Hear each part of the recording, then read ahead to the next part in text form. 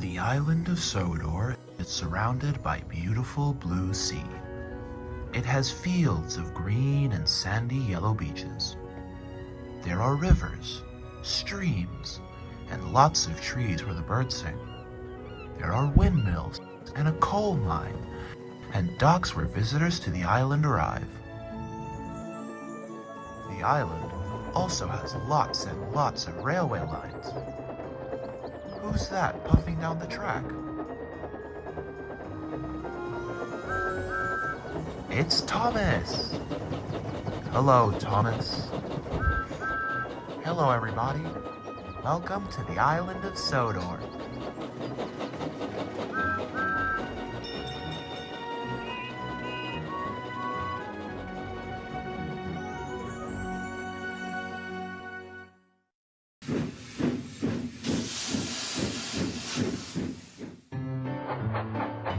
Thomas's branch line is an important part of the railway, and so is Edward's, but their tracks and bridges are not as strong as those on the main line. Sir Topham Hatt does not allow for heavier mainline engines, like Gordon, to run on them.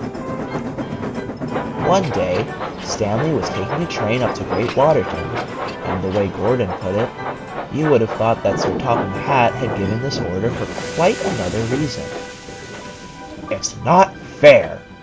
What isn't fair? Letting small tank engines pull mainline trains. Never mind. I'm sure Stanley will let you pull his trains someday. Gordon was shocked. I won't pull Stanley's small coaches. I won't run on branch lines. Why not? It would be a nice change. Sir Topham Hatt would never approve. Branch lines are rubbish. Edward laughed and set off to Brendan's docks.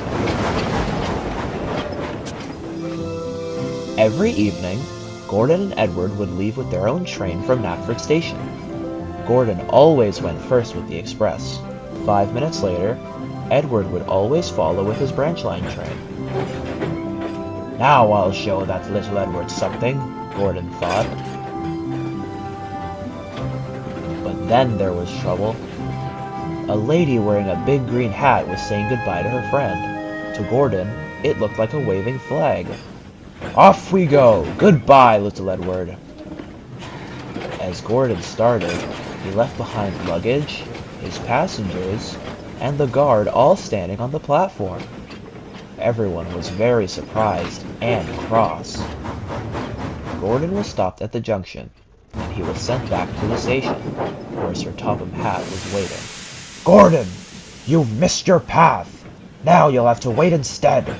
Edward is already running late. So now, Edward set off first. To make matters worse, he was switched onto the main line, as the signalman didn't know about the change. As a result, Edward was sent down the main line, and Gordon went down the branch line, feeling very undignified. He returned to the docks, feeling silly and foolish. He hoped no one would bother him until he was gone the next morning, but he was out of luck. The next day, Bill and Ben puffed into the yard. There weren't any cars, but they didn't mind. Teasing Gordon would be much more fun, thought Bill and Ben. What's that? Shh, it's Gordon. It looks like Gordon, but it can't be him. He never comes down the branch lines. He thinks they're rubbish. Gordon pretended not to hear them. If it isn't Gordon, it's just a pile of old iron. Which we better take to the smelter's yard. No, Bill. This lot is useless for scrap. We'll take him to the river bridge and dump him in the river. Gordon was alarmed. I am Gordon. Please stop.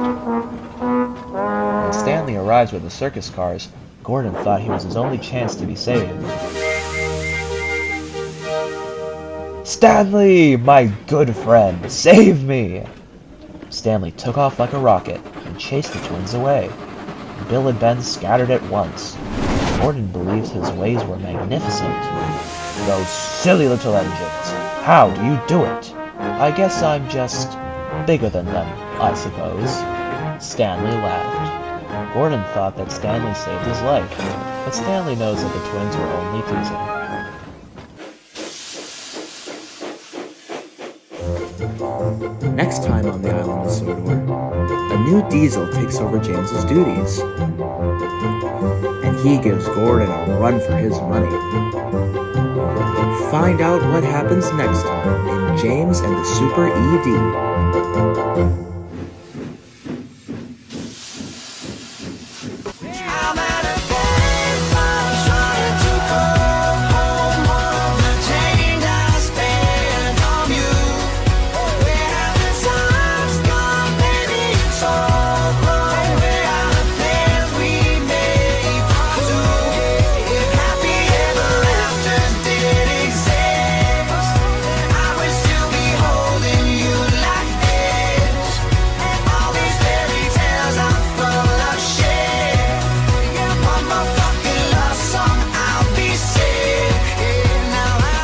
Blech!